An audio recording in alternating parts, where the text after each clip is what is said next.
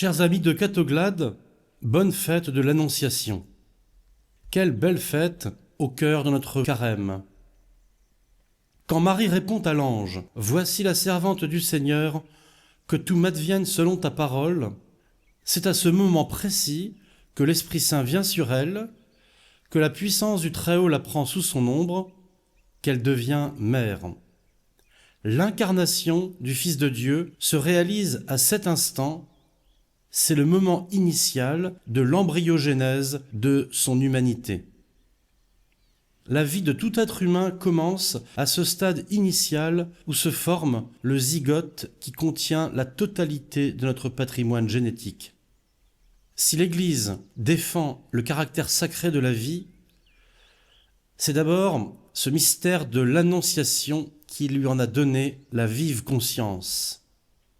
Et l'Épître aux Hébreux, utilisant le psaume 39 comme une prophétie, nous fait entrer à ce moment précis dans le sein de la Vierge Marie. Nous y entrons en vision en même temps que le Fils de Dieu y prend corps. En entrant dans le monde, le Christ dit. Là, chose merveilleuse, cet embryon tout juste formé produit un acte de conscience, prend la parole même, s'adresse à son Père et déclare « Tu m'as formé un corps ». Mystère de cet embryon capable, au stade initial de son existence, de produire un tel acte de conscience et de s'adresser à son Père. Mystère de l'union hypostatique. Cet être humain, au premier instant de sa conception, a la vision béatifique. Nous contemplons la psychologie humano-divine de Jésus qui, dès le premier instant, prend conscience de ce qu'il est. Tu m'as formé un corps et produit un acte de liberté parfait. Tu n'as voulu ni sacrifice ni offrande, mais tu m'as formé un corps. Tu n'as pas agréé les holocaustes ni les sacrifices pour le péché. Alors j'ai dit, me voici, je suis venu, mon Dieu, pour faire ta volonté. Dès ce moment, le Christ Jésus perçoit clairement la mission que le Père lui confie et qui constitue sa sainte humanité.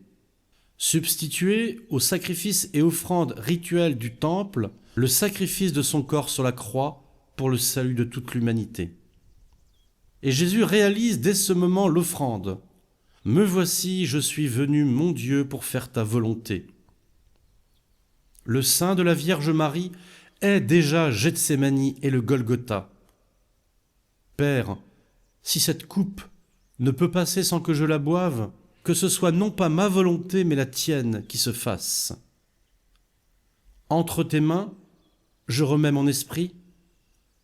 Tout est accompli. Ces paroles sont l'écho, le retentissement public du cri silencieux de l'embryon tout juste formé. « Me voici, je suis venu, mon Dieu, pour faire ta volonté. » Le sein de Marie est le temple nouveau et éternel du sacrifice de l'alliance nouvelle et éternelle. Au cœur de notre carême, alors que nous cherchons à entrer plus profondément dans la passion du Christ par la célébration du mystère pascal, entrons dans ce temple nouveau, dans le sein de Marie. Habitons en elle pour y vivre intensément l'offrande que Jésus-Christ a faite de son corps. Entrons en Marie, dans la profondeur de la passion de notre Sauveur. La Très Sainte Vierge est le sanctuaire où se célèbre le sacrifice rédempteur de Jésus-Christ. Mais elle est plus encore que cela, elle participe à cette offrande et l'offre conjointement avec son Fils. Unie à lui, Marie est co-rédemptrice. Car en fait, l'Évangile et l'Épître aux Hébreux racontent un événement simultané. Le dialogue entre Marie et Dieu le Père, par la médiation de l'ange Gabriel, est fondamentalement le même que le dialogue entre l'embryon tout juste conçu et Dieu le Père.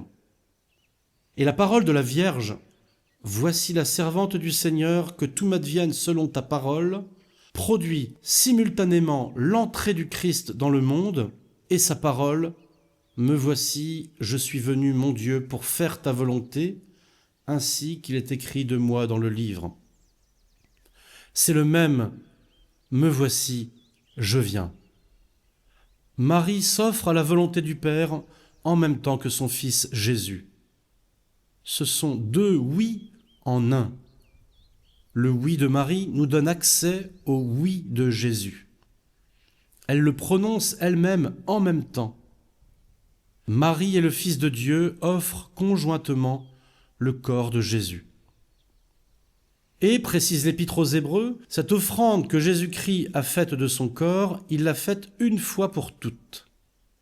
C'est la même et unique offrande de l'instant de sa conception et du moment où il rend son dernier souffle sur la croix, mais répétée dans le temps, reprononcée dans la succession des moments de l'histoire.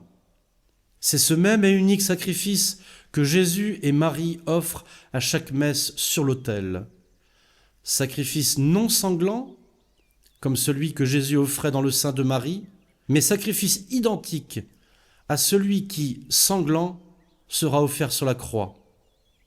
Sacrifice spirituel d'anticipation à l'Annonciation, auquel répond le sacrifice de la messe, sacrifice non sanglant d'accomplissement, de renouvellement, répété, reprononcé, même et unique sacrifice de la croix rédemptrice. Avec Marie et Jésus, offrons-nous, nous aussi, tout entiers à la volonté du Père. Unissons notre offrande à la leur pour le salut de tous ceux auxquels le Père nous envoie.